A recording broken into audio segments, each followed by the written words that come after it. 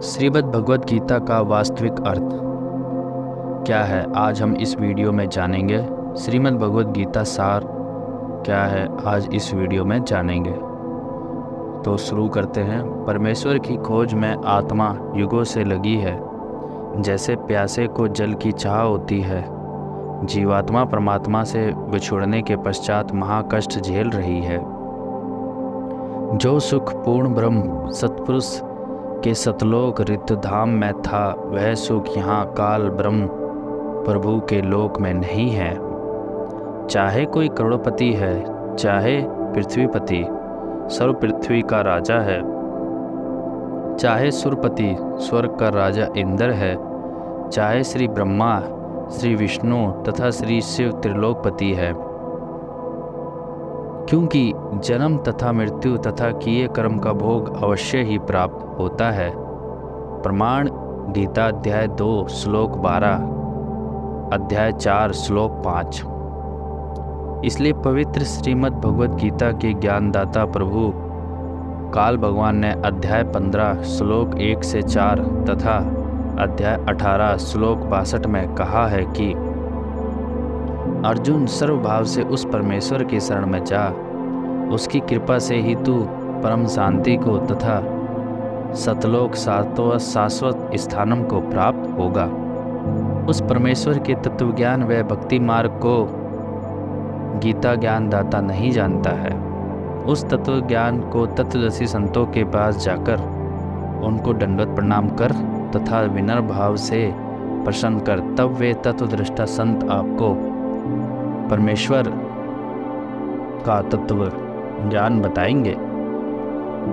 फिर उनके बताए भक्ति मार्ग पर सर्वभाव से लग जा।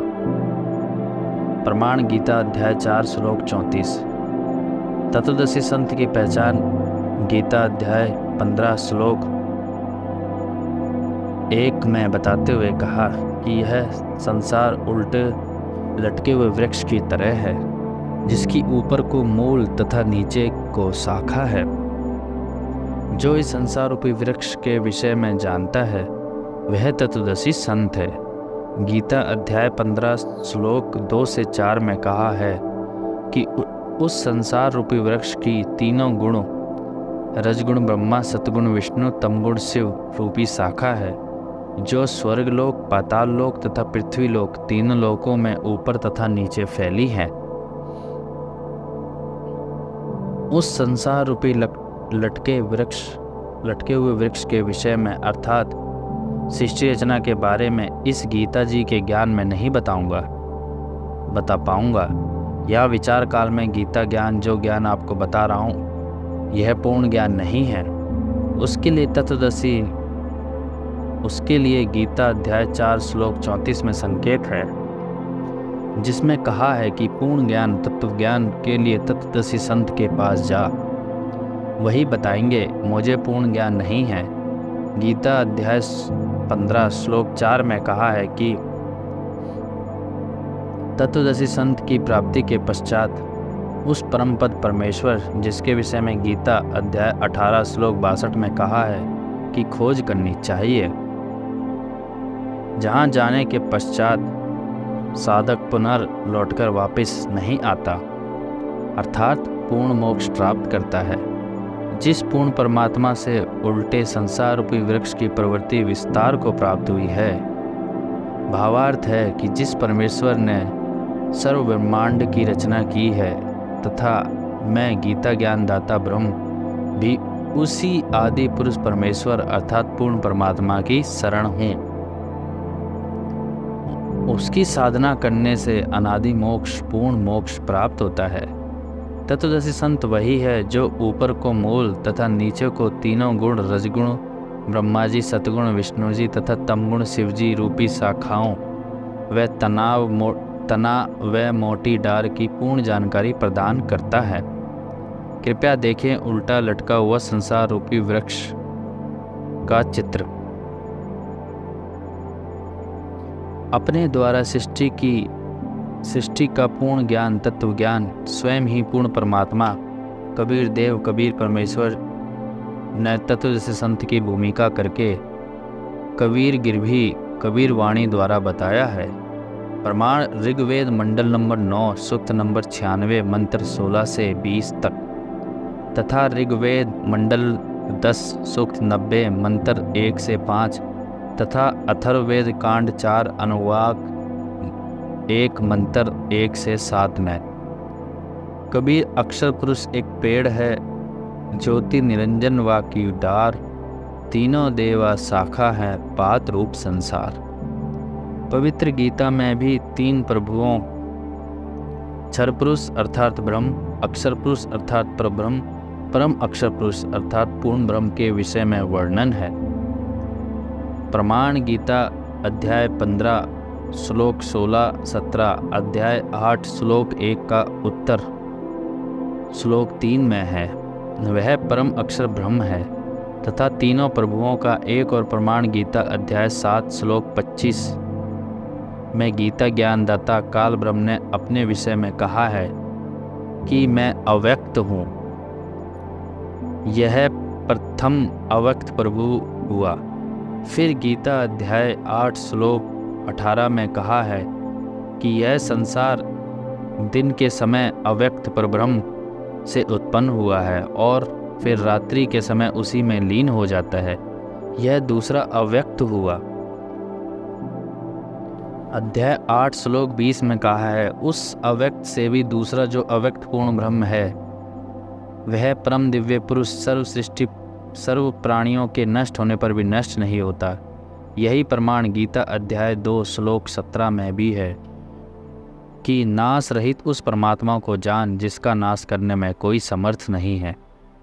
अपने विषय में गीता ज्ञानदाता ब्रह्म प्रभु अध्याय 4 मंत्र 5 तथा अध्याय 2 श्लोक 12 में कहा है कि मैं तो जन्म और मृत्यु में अर्थात नाशवान हूँ। उपरोक्त संसार रूपी वृक्ष की मूल जड़ तो परम अक्षर पुरुष अर्थात पूर्ण ब्रह्म कबीर देव हैं। इसी को तीसरा अव्यक्त प्रभु कहा है। वृक्ष की मूल से ही सर्व पेड़ को आहार प्राप्त होता है। इसलिए गीता अध्याय 15 श्लोक 17 में कहा है कि वास्तव में परमात्मा तो क्षर पुरुष अर्थात ब्रह्म तथा अक्षर पुरुष अर्थात परब्रह्म से भी अन्य है, जो तीनों लोकों में प्रवेश करके सबका धारण पोषण करता है। यही वास्तव में अविनाशी है। क्षर का अर्थ नाशवान, क्योंकि ब्रह्म अर्थात गीता ज्ञानदाता ने तो स्वयं कहा है कि अर्जुन तू तथा मैं तो जन्म मृत्यु में हैं। प्रमाण गीता अध्याय 2 श्लोक 12 अध्याय 4 श्लोक 5 में है। अक्षर का अर्थ है अविनाशी। यहाँ परब्रह्म को भी अस्थाई अर्थात अविनाशी कहा है, परंतु यह भी वास्तव में अविनाशी नहीं है। जैसे एक मिट्टी का प्याला है जो सफ़ेद रंग का चाय पीने में काम आता है, वह तो गिरते ही टूट जाता है। ऐसी स्थिति ब्रह्म काल अर्थात क्षर पुरुष की जाने। दूसरा प्याला इस्पात स्टील का होता है। यह मिट्टी के प्याले की तुलना में अधिक स्थायी अविनाशी लगता है, परंतु इसको भी जंग लगता है तथा नष्ट हो जाता है, भले ही समय ज़्यादा लगे। इसलिए यह भी वास्तव में अविनाशी नहीं है। तीसरा प्याला सोने स्वर्ण का है। स्वर्ण धातु वास्तव में अविनाशी है, जिसका नाश नहीं होता है। जैसे परब्रह्म अक्षर पुरुष को अविनाशी भी कहा है तथा वास्तव में अविनाशी तो इन दोनों से अन्य है, इसलिए अक्षर पुरुष को अविनाशी भी नहीं कहा है। कारण 7 रजगुण ब्रह्मा की मृत्यु के पश्चात एक सतगुण विष्णु की मृत्यु होती है। 7 सतगुण विष्णु की मृत्यु के पश्चात एक तमगुण शिव की मृत्यु होती है। तब तमगुण शिव की 70,000 बार मृत्यु हो जाती है। तब एक अक्षर पुरुष ब्रह्म की मृत्यु होती है। यह परब्रह्म अक्षर पुरुष का एक युग होता है। ऐसे 1000 युग का परब्रह्म का एक दिन तथा इतनी ही रात्रि होती है। 30 दिन रात का एक महीना, 12 महीने का एक वर्ष तथा 100 वर्ष की परब्रह्म अक्षर पुरुष की आयु होती है, तब यह परब्रह्म तथा सर्व ब्रह्मांड जो सतलोक के से नीचे के हैं नष्ट हो जाते हैं।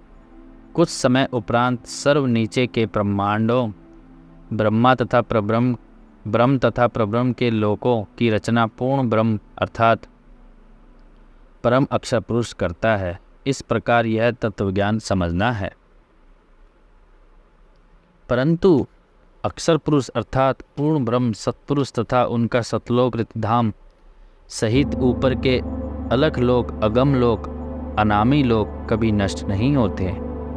इसलिए गीता अध्याय 15 श्लोक 17 में कहा है कि वास्तव में उत्तम प्रभु अर्थात पुरुषोत्तम तो ब्रह्म क्षर पुरुष तथा परब्रह्म अक्षर पुरुष से अन्य ही है। जो पूर्ण ब्रह्म परम अक्षर पुरुष है वही वास्तव में अविनाशी है। वही सर्व का धारण पोषण करने वाला संसार रूपी वृक्ष की मूल रूपी पूर्ण परमात्मा है। वृक्ष का जो भाग जमीन के तुरंत बाहर नजर आता है वह तना कहलाता है। उसे अक्षर पुरुष परब्रह्म जानो। तने को भी आहार मूल जड़ से प्राप्त होता है। फिर तने से आगे वृक्ष की कई डार होती हैं।